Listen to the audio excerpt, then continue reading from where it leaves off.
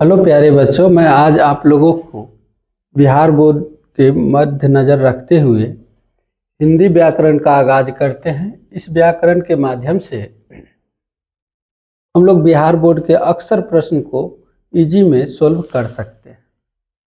जैसा कि आपको लिखा हुआ है बोर्ड पे, उससे पता चलता होगा कि सर कुछ आगे से ही पढ़ाना चाहते हैं। हाँ, इसलिए चाहते हैं कि आपके बोर्ड लेवल का तैयारी अच्छा हो और जहाँ से प्रश्न उठाता है वहीं से हम चलते हैं, जिसमें मेरा मेन पॉइंट है उपसर्ग एवं प्रत्यय। तो किसी भी शब्दों की रचना की बात करें तो वो तीन तरह से होती है। कितनी तरह से? तीन तरह से। पहला होता है उपसर्ग, दूसरा होता है प्रत्यय और तीसरा होता है समास।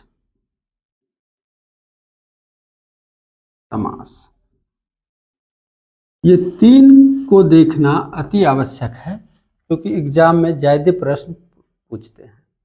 और मैं आप लोगों को अभी के वीडियो में उपसर्ग प्रत्यय की जानकारी दे देते हैं, जो मेरा पार्ट 1 का रहेगा, एकदम नॉर्मल सा। और कल हम समास को यू ट्रिकी बेस लाएंगे, क्योंकि ये सब्जेक्टिव में पूछता ही नहीं है बिहार बोर्ड में, इसीलिए ये पहला वीडियो है। इससे पहले मैंने मैथ का भी वीडियो दिया है, उसे भी देखें। आज मैं हिंदी को लेकर आया हूँ आप लोग के समक्ष। लिंक डिस्क्रिप्शन में है, उसे भी आप देख सकते हैं, बिकॉज आज हिंदी का फर्स्ट वीडियो है। चलते हैं। कितने प्रकार से देखें हम? तीन प्रकार से: उपसर्ग, प्रत्यय, समास। पहले देखते हैं उपसर्ग को। उपसर्ग सबसे पहले देखते हैं उपसर्ग को।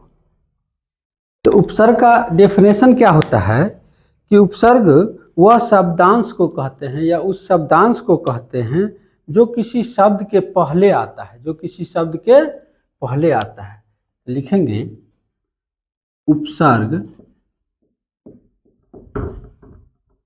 उस शब्दांश को कहते हैं, शब्दांश को कहते हैं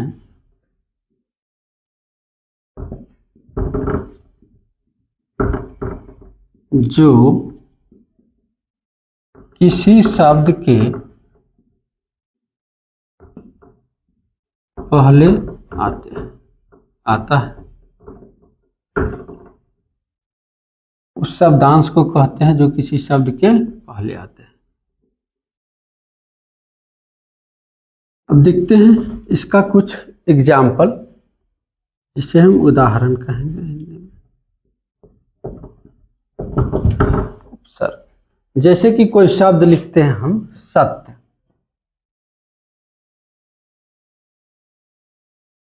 जैसे हम सत्य लिखें, इसमें एक उपसर्ग जोड़ देंगे अ, और ये हो जाएगा असत्य।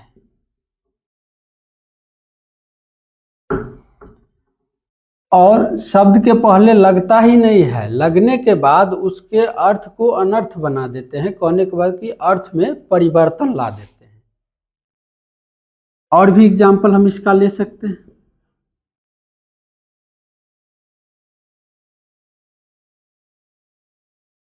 और भी एग्जाम्पल हम इसका ले सकते हैं। जैसे कि अभी हमने बताया कि सत्य के पहले क्या लगा है? असत्य। जैसे कि एक शब्द लिखते हैं पेट, शब्द है, इसके पहले हम लिख देंगे भार। अब यहाँ पर एक अर्थ प्रकट हो गया, जिससे हम कहते हैं भार पेट। भार पेट। आप लोगों के बीच पहले उपसर्ग प्रत्यय इसलिए लाया गया है कि जब इसकी जानकारी अधिक हो जाएगी तो आपको समास को समझना थोड़ा आसान हो जाएगा। थोड़ा की बहुत ही कहा जाए। इस प्रकार से और भी शब्द आप बना सकते हैं, जिसके पहले यहाँ पर हम लिखेंगे कोई शब्द, इसके पहले कोई लाएंगे हम उपसर्ग। क्या लाएंगे? उपसर्ग। और यहाँ पर कोई शब्द बनेगा जिसका अर्थ परिवर्तन, यहाँ पर जो शब्द बनेगा जिसका अर्थ परिवर्तित रहेगा।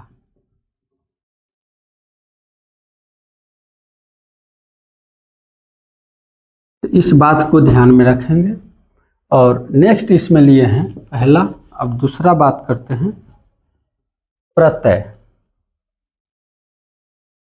प्रत्यय क्या होता है? प्रत्यय उस शब्दांश को कहते हैं जो किसी शब्द के अंत में आता है, जो किसी शब्द के अंत में आता है और उसके अर्थ को अनर्थ करना या प्रकट परिवर्तित करना ही कहलाता है उपसर्ग, प्रत्यय। तो लिखते हैं प्रत्यय उस शब्दांश को कहते हैं जो किसी शब्द के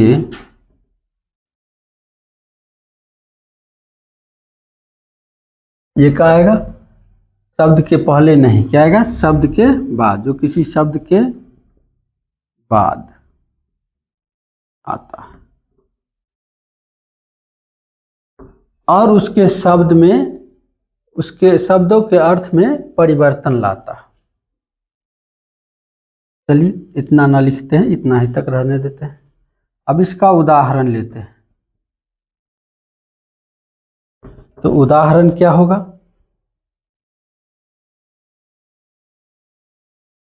तो इसे देख लेते हैं। जैसे कि कोई शब्द लेते हैं भला,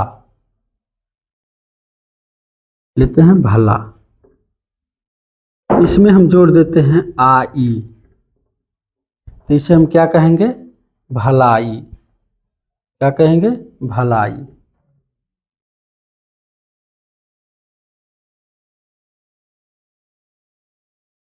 सर और कोई उदाहरण बताइए। देखिए दूसरा उदाहरण,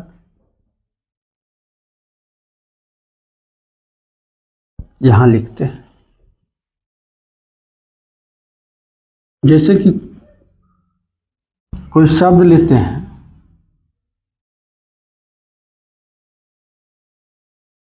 बचपन, बचपन,